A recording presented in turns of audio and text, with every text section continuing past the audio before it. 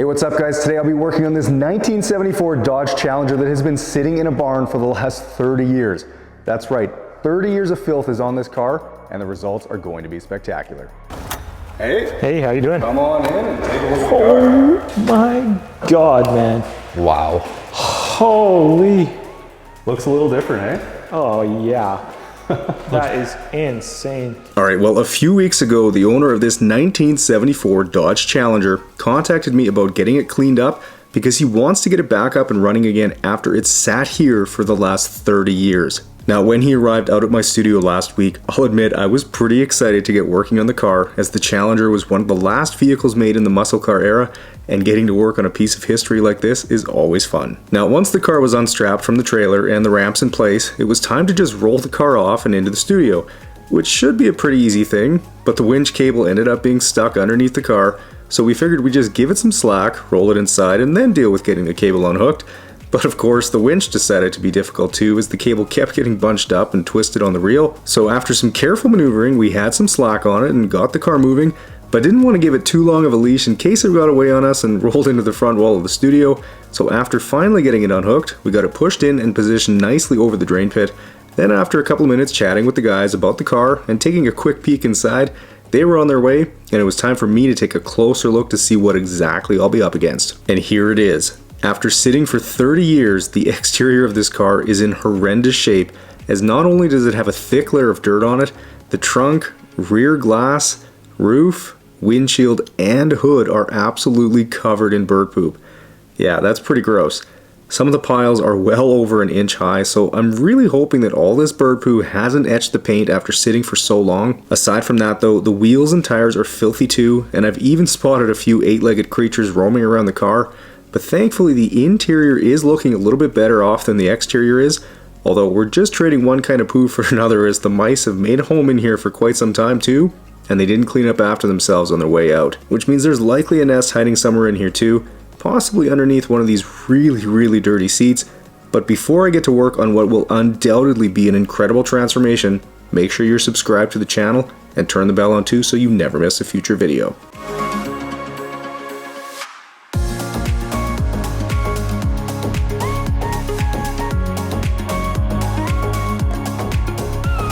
Alright guys, well, as I get started on the car, I decided to go ahead and pre-treat with some of my all-purpose cleaner to help loosen up this dirt, though I couldn't help but notice that there was hardly any dirt on the lower half of the car, which when you think about it, it actually makes sense since those panels are more than vertical and slanted inwards a bit, though the car did look a little weird from the side as it was only the top half that was really dirty.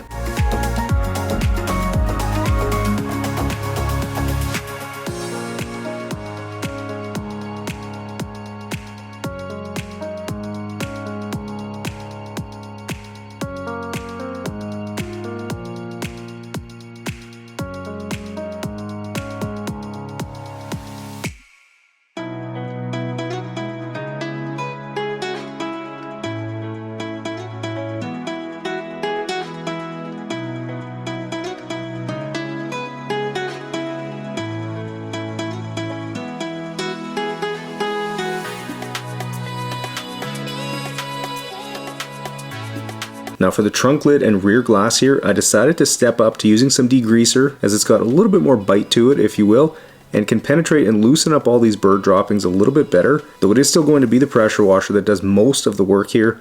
And one other thing to note is that whenever there's a crevice like underneath the little spoiler here, it's going to collect and trap dirt like crazy, especially over 30 years, so I'll make sure to get that sprayed out really well from both directions.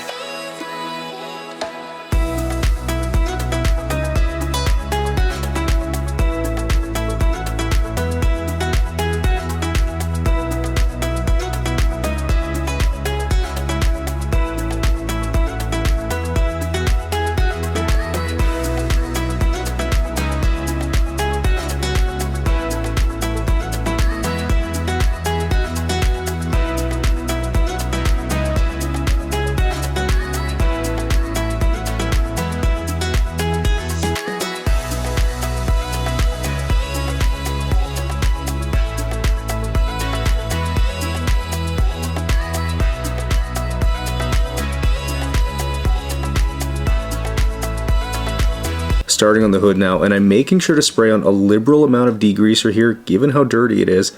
Though after seeing how the trunk lid turned out, I am hopeful there won't be anything lingering after I've pressure washed it.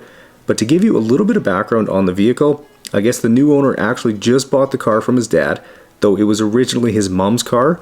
I guess she bought the car back in 1984, and shortly after had some body work done to it and had the whole car repainted due to some previous paint issues. Then a few years after that, the two of them ended up parting ways, and when they divided assets, I guess he took the car and she got the house, which means he absolutely had his priorities straight. But the car got parked in 1994 and really wasn't even looked at until their son bought the car, as he intends to get it back on the road later this year.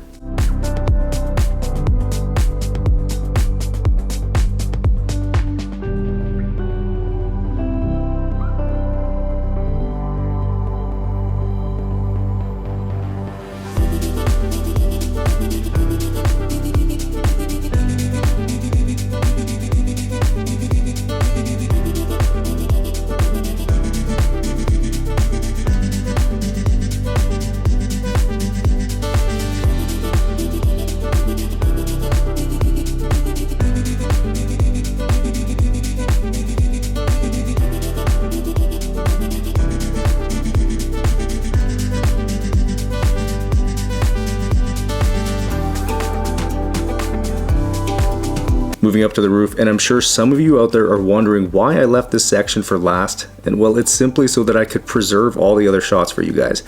Normally I do work on a vehicle from top to bottom, as that's the smartest way to do it, but just like with this car, there is the odd time that I've had to make sure I can show you guys all the satisfying goodness of pressure washing each section of a vehicle.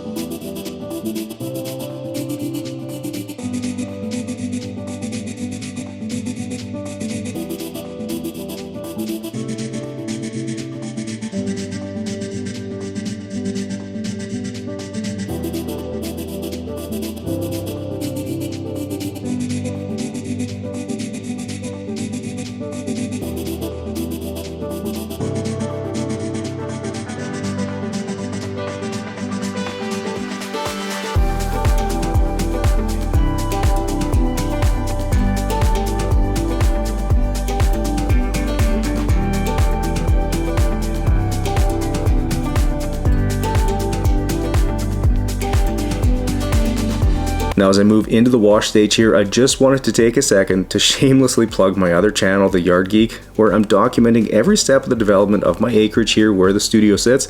The level of support you guys have given me so far with the new channel has been amazing and is really motivating me to get videos out to you as quickly as I can. If you haven't checked it out yet, that's okay, I'm not offended. But if you're at all enjoying this video right now, then I'm sure you would enjoy the Yard Geek videos as well. The videos over there are only going to get better as I work on more exciting things in the yard. So if you're so inclined, check it out and show the channel some love. There's a link in the description, or you can just search The Yard Geek and you'll find me.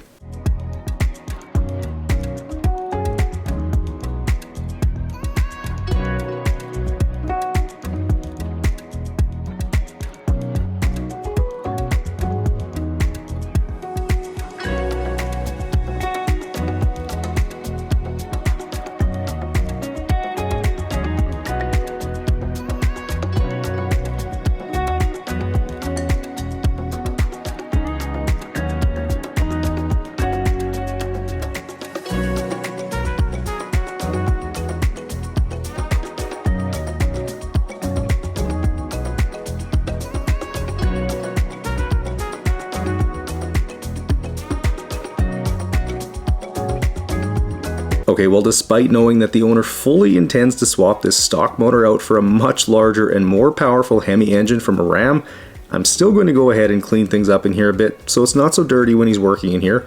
though I'm certainly stopping short of getting into every single crevice since this engine is destined for the scrapyard, and for that reason I felt it was okay to use the pressure washer in here to rinse things off, even though I'd never normally recommend doing that because there's absolutely zero risk of damaging anything in here that isn't already going to get tossed.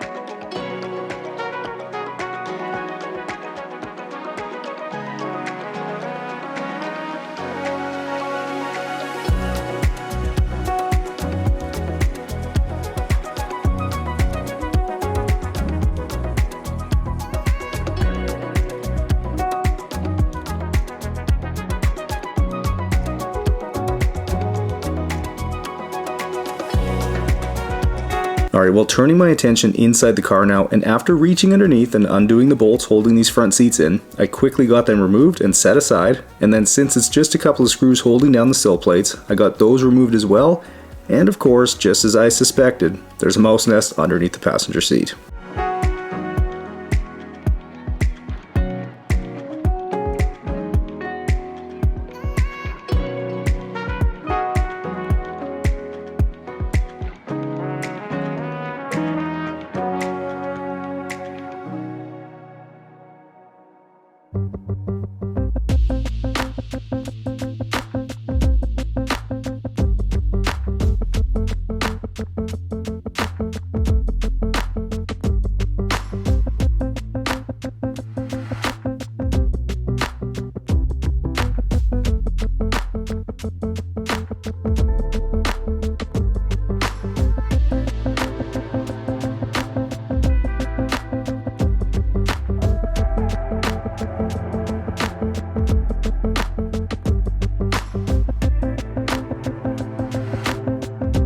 Okay, well, with the mouse nest out of the way, I can get to work with the vacuum, though as you probably already saw, I'm expecting this carpet to turn out really good today.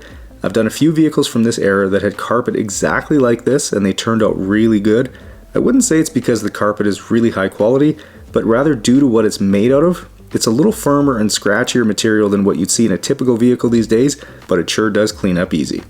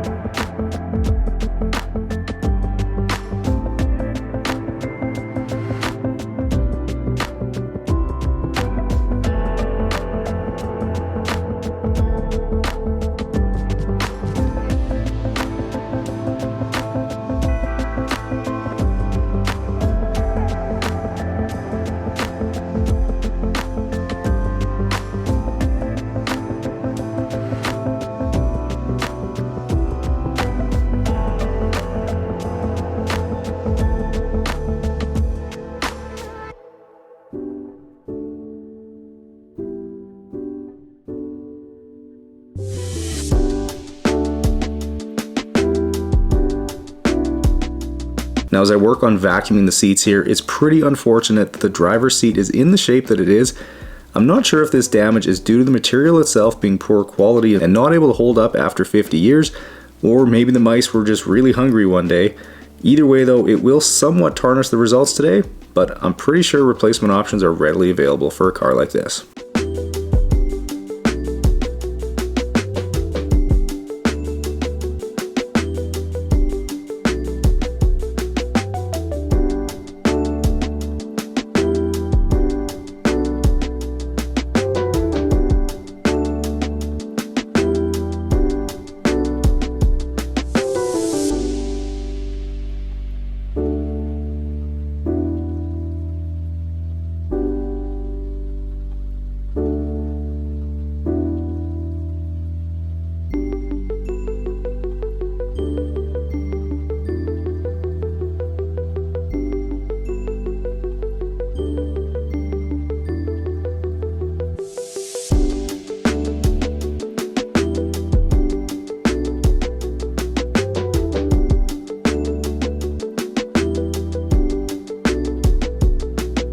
Alright, well, getting to work on actually cleaning the carpets now, and when I was researching a little bit of the history of the Challenger, I was really surprised to learn that there weren't a ton of these first generation Challengers made. According to a couple of different websites, there were roughly 165,000 of them sold over the span of 1970 through 1974. However, production fell steeply for the 1974 model year as they only made a little over 16,000 of them. That means that there likely aren't too many of these left, and finding OEM parts for them is probably fairly difficult.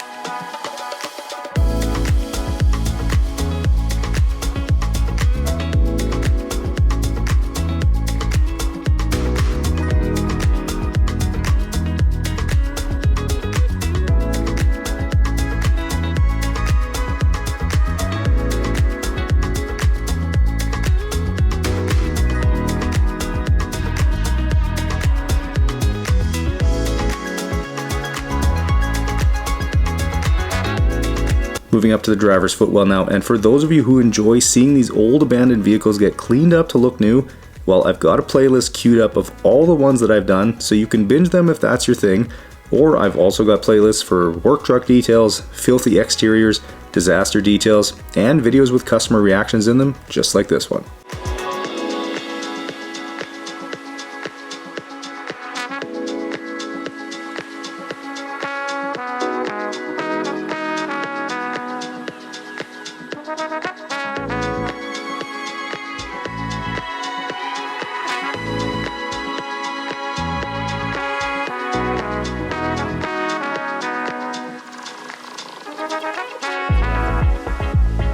Here's what the extractor sucked out of the Challenger today, and while it doesn't look all that bad, it sure started out pretty gross.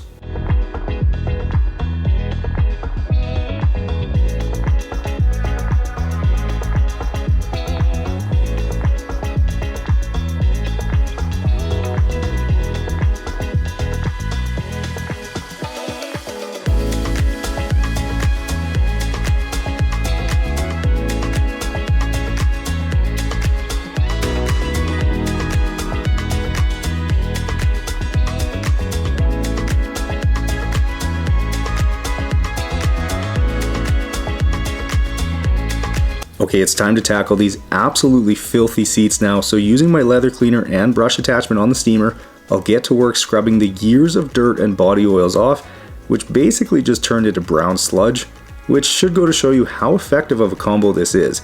You can find the leather cleaner along with most of the other products and tools that I use on my website over at detailgeekautocare.com. And then of course the steamer is available over on Amazon, and I've got a link to that down in the description for you guys. The steamer is one of the most versatile pieces of equipment that I own, and I highly recommend having one for detailing or even just cleaning around your house.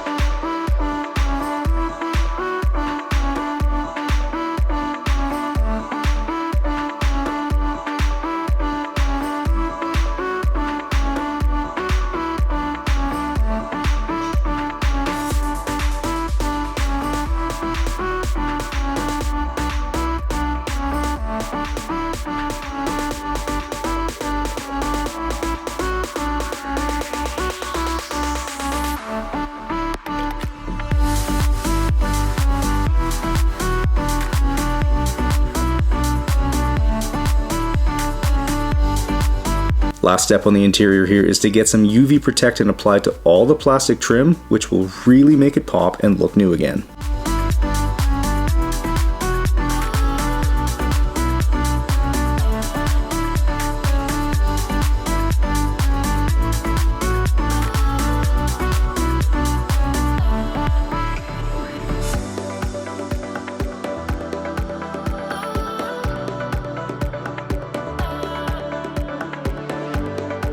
Moving back outside now, and before I can apply a wax or sealant to the paint, I need to make sure it's perfectly clean and free of any embedded contaminants using some quick detailer and clay bar, and not surprisingly, the paint was still pretty dirty.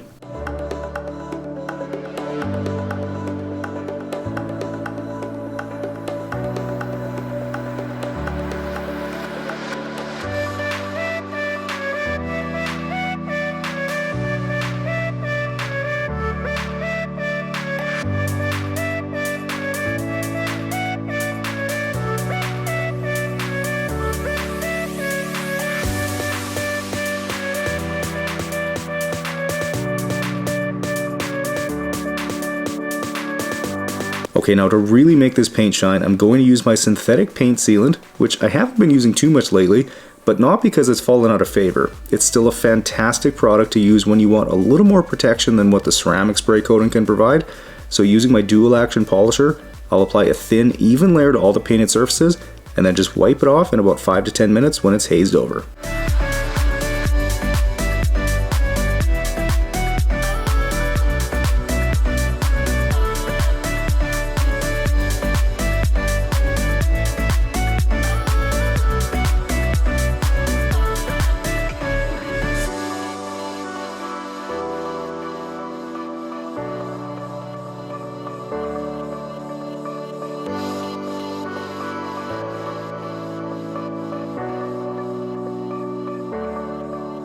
Moving to the chrome bumpers now, and with some correcting compound and an orange pad, I'll get to work polishing these to remove any embedded dirt or corrosion, and in a matter of a minute, the chrome is super shiny and looking new again.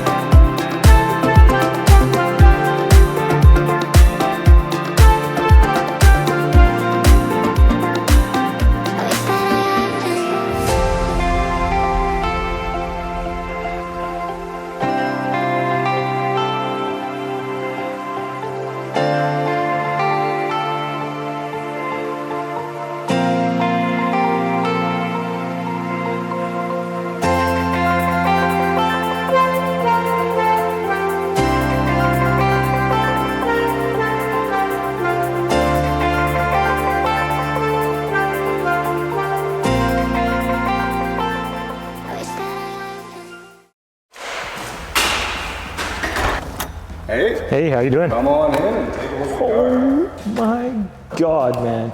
Wow. Holy. Looks a little different, eh? Oh yeah.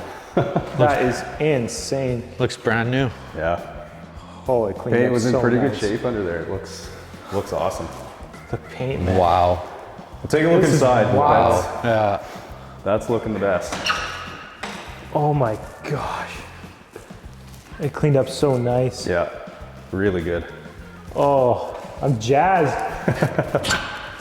Yeah, you got a nice car organized there. Thank you, man. Oh my God. This looks like a brand new car. Yeah. Man, it looks like brand new carpet and dash in here now. Yeah, it cleaned up so good. Oh, I can't believe it, man. That's amazing. Oh, you did an amazing job, Mitch. Yeah. Thank you. Thank you. Yeah, from when we dropped it off till now, holy, the transformation is crazy. What a difference. Well, there was so much car poop on there. It was bad. Yeah, they had nests all along every rafter. Yeah. Oh, I'm Real so good. pumped up. I cannot wait to drive this thing. Yeah, you're ready to rock and put a little bit of work into it. Yeah, now Hemi swap. Yeah. How the fun starts, eh? Yeah, exactly. Yeah. Alrighty. Nice. Okay, well, Hey. enjoy it. Thank you. Happy to I help. absolutely will. This is a really good base to start with rather Absolutely. than working on a dirty car, right? That's right. All right, guys, well, 10 hours later, and the Challenger is looking absolutely stunning. And it's really hard to believe that a car in this shape was just sitting tucked away in a barn for the last 30 years. That's crazy. But I, for one, am glad that it is on its way to getting back on the road. Now, if you guys enjoyed this transformation, make sure you smash the thumbs up button and subscribe to the channel. Don't forget to check out the new Yard Geek video, and I'll catch you guys in the next one.